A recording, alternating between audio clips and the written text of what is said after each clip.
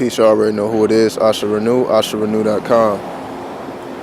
So the spirit of DC, in my opinion, based on my observation, is the spirit of Pamba Gira.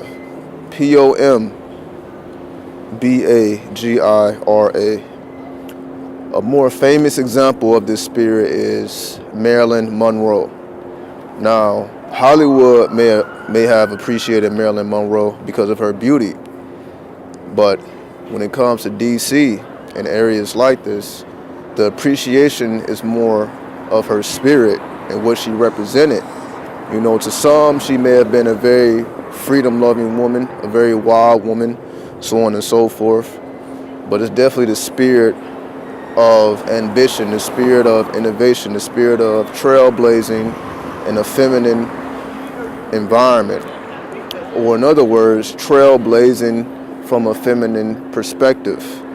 This is what I see personally in DC, not necessarily in the mentality of the people, but more so if you was to say what type of energy rules over a city or what type of energy is dominant, and the people really reflect that energy instead of the people creating the energy, is more so based on the alignments of the city, based on how it was designed, based on the energy that's being emitted from the buildings and the monuments, is definitely a reflection of the spirit of Pamba Gira. And again, this is a very wild spirit, a very free spirit, a very fiery spirit, because you have to stay warm in the cold. You know what I mean? So when you see the people are definitely very conservative. You know, they don't really stand out too much. You know, it's more, you know, the higher chakras are more activated. You know, dark blues, light blues, whites, you know, very subtle colors. You know, you will see most people in. You don't really see people being a little too flashy. You know what I mean? You're not really seeing that type of vibe, but you are seeing the vibe of mental clarity. You know what I mean? To have a conversation with somebody, you know, mentally they're there. You know what I mean? They may not necessarily look that way, but mentally they're sharp. The mental nature is sharp. The creative nature is sharp. Being able to retain information, you know, based on your observations is very sharp. And being in tune with whatever you feel is your source energy is very sharp. So definitely the higher chakras are definitely more in tune than the lower chakras, which you would find more so, let's just say, on the West Coast or down south. And again, it's not about good, bad, right or wrong, positive or negative. It's just that the earth is a huge magnet.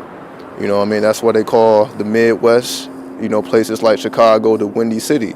It's an air element. The Midwest is an air element. The East Coast is a water. West Coast is a fire. Down south is the earth. So when you look at the earth as a giant magnet and you see how it influences, you know, your mentality depending on where you are, because I can say for myself, when I'm in Vegas, I feel a lot more laid back and chill than when I go to LA. You know, in LA, it's like I'm running a marathon. Then I go to Vegas, the energy is completely opposite, because obviously it's Sin City, and that's a lunar energy. Then when I go to LA, that's a solar energy. So it's not that I'm necessarily one or the other. It's just that the influence is being felt depending on the city I'm in, or the city anybody is in. It's that you will feel the influence of the city, and it makes us wonder, who are we really? Because you may be lazy in one city but completely active in another city.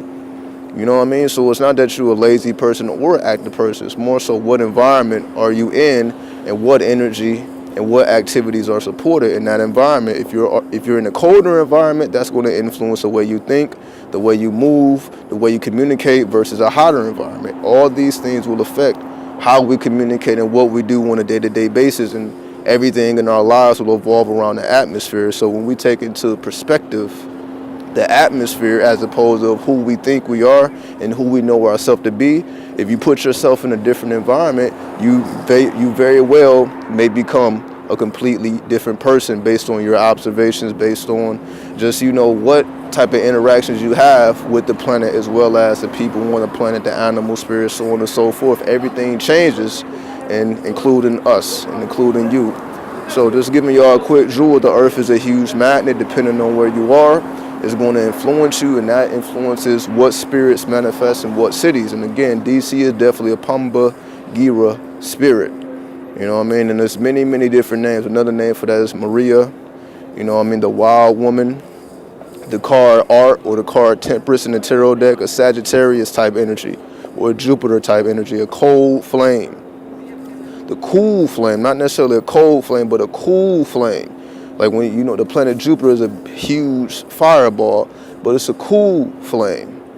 And that's what it's all about. This is a cool flame type city. So here we go. So let me give y'all a 360 real quick before we get out of here. Right? All right, let me actually turn it all the way over. So that's a message for the night. Peace, what's up? We out this motherfucker.